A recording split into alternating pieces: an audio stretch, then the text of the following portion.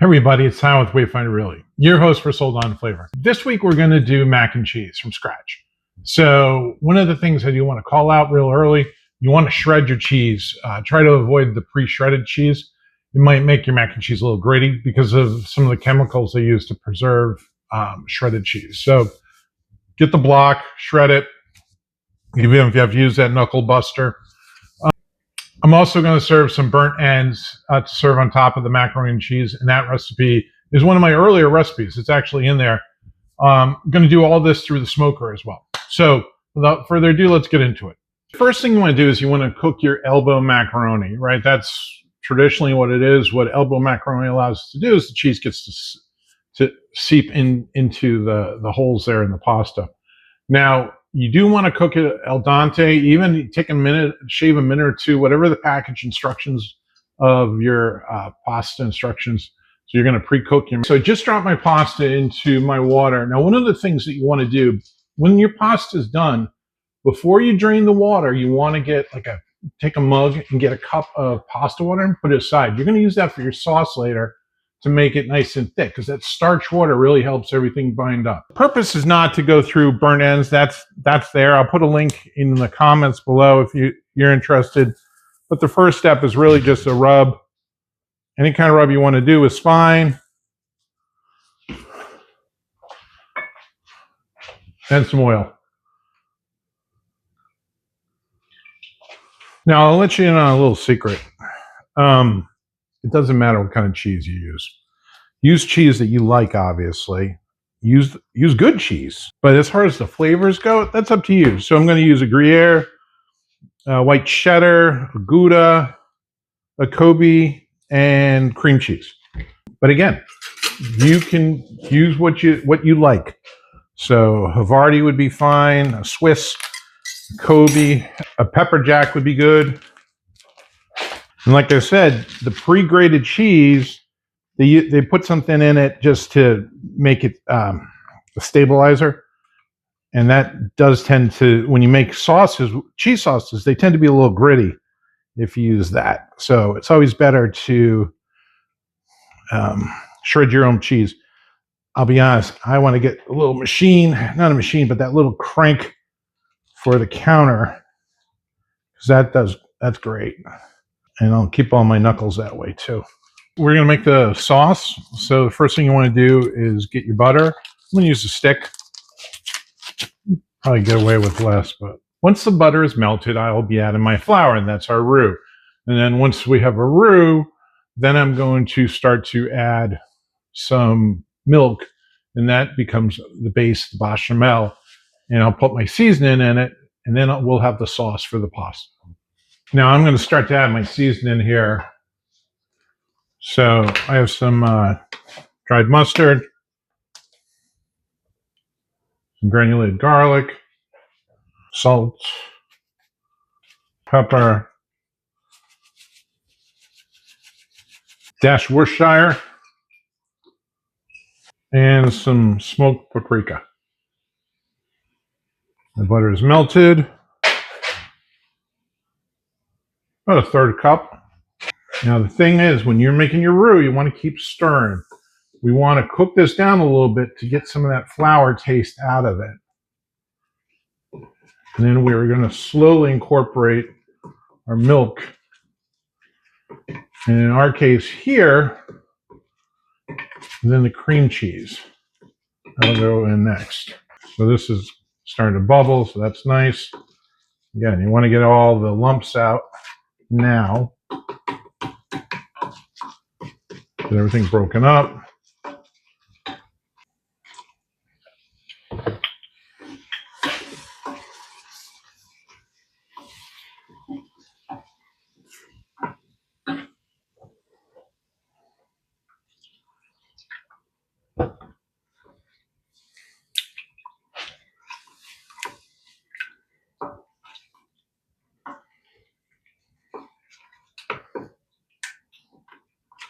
Now don't forget, I saved my cup of pasta water here. Start to add that too.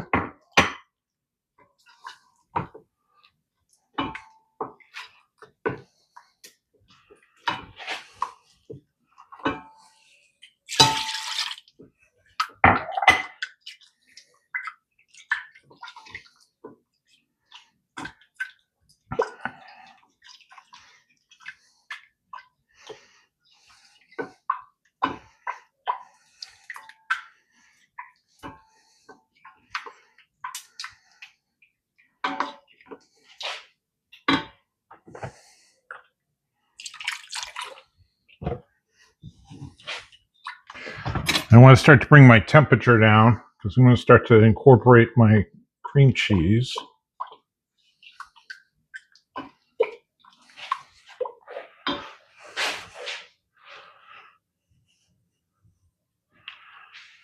I just cubed it, nothing special here.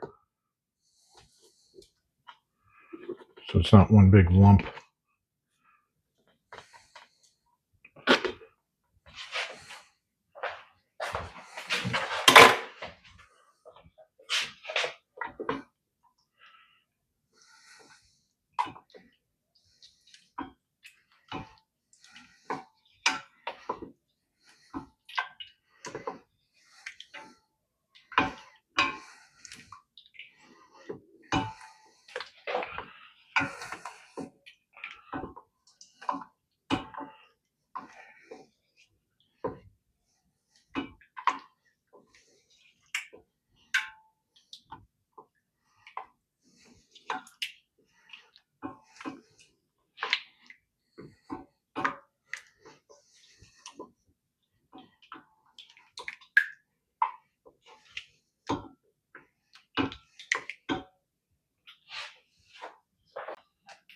Once my cream cheese is melted, then I'm going to add some of my shredded cheese.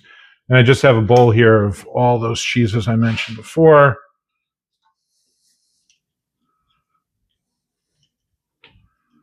Just stir.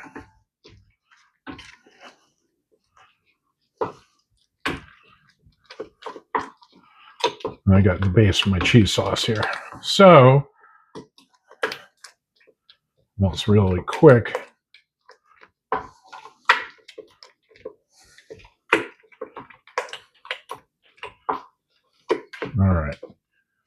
All right, then I want to start to layer the mac and cheese in. So, and in between the layers,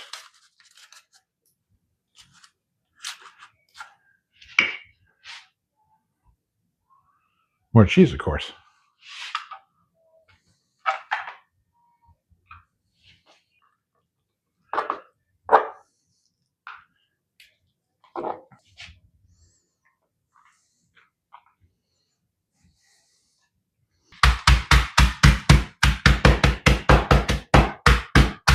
And then I took some Ritz crackers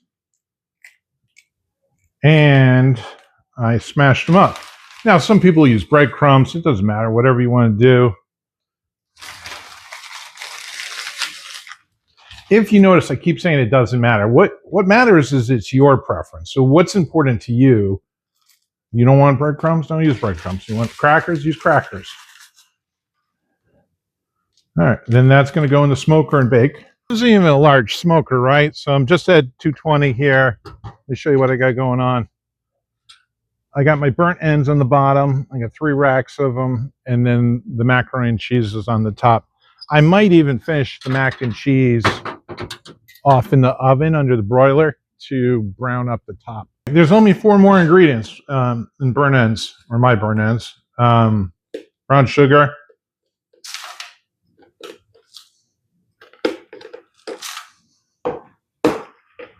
barbecue sauce, and honey. So once the pork has an opportunity to cook down a little bit, I'm going to put it in the pan with the butter and brown sugar, top it with honey and barbecue sauce.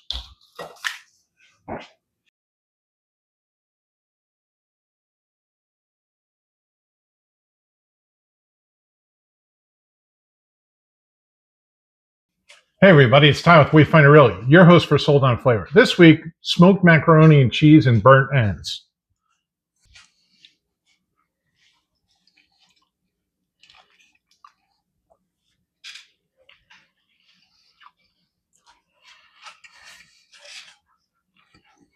This is such a special treat. A meal to be shared with a friend in your new home. If I can be of assistance, please reach out to me. Till next week, take care.